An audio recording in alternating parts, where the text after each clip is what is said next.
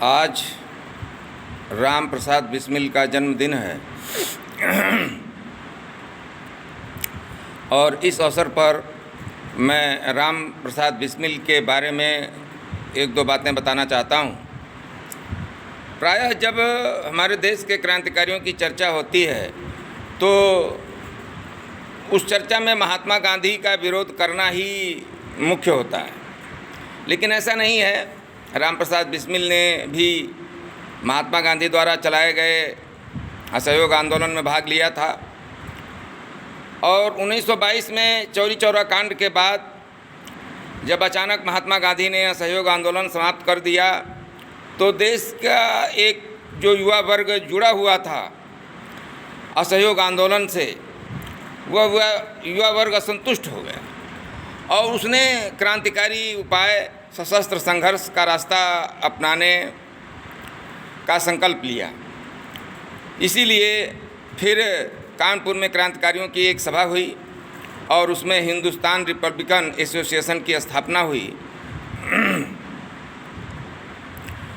राम प्रसाद बिस्मिल, चंद्रशेखर आज़ाद इसमें प्रमुख रूप से थे।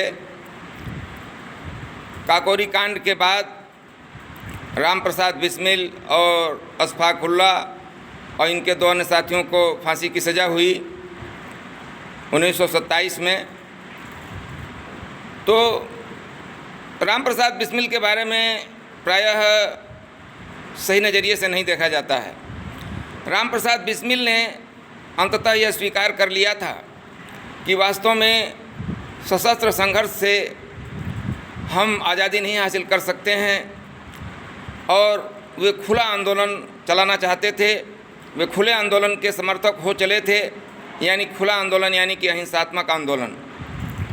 तो इसी क्रम में जेल की काल कोठरी से उन्होंने नौजवानों को यह संदेश दिया था कि वे सशस्त्र संघर्ष का रास्ता त्याग दें, बम पिस्तौल की राजनीति वे छोड़ दें। उन्होंने हिंदू मुस्लिम एकता की भी अपील की थी, क्योंकि उनका मानना था कि जब तक हिंदू मुस्लिम एक नहीं होंगे तब तक आज़ादी की लड़ाई नहीं जीती जा सकती है। इसके साथ ही उन्होंने सभी राजनीतिक दलों को यह संदेश भी दिया था कि सभी राजनीतिक दल कांग्रेस के नेतृत्व में एक हो जाएं और एक हो करके देश की आज़ादी की लड़ाई लड़ें। और हमें यह भी मालूम होना चाहिए कि उस समय देश के हमारे सभी क्रांतिकारी 1917 की रूसी क्रांति से भी प्रभावित थे, यानी साम्यवादी विचारधारा से भी प्रभावित थे। तो उसी क्रम में राम प्रसाद बिस्मिल भी साम्यवादी विचारधारा से प्रभावित थे और उनका मानना था कि प्रकृति की जो वस्तुएं हैं उस पर सभी का बराबर हक है। यानी कि जो तमाम उग्र राष्ट्रवादी विचारधारा के लोग ये मानते हैं कि नहीं, राम प्रसाद बिस्मिल किसी भी प्रकार से सांप्रदायिक थे, तो यह धारणा बिल्कुल गलत है। वे लोग समाजवादी विचारधारा के थे, जिसका नारा ही है कि सारे विश्व के मजदूर एक हो जाए।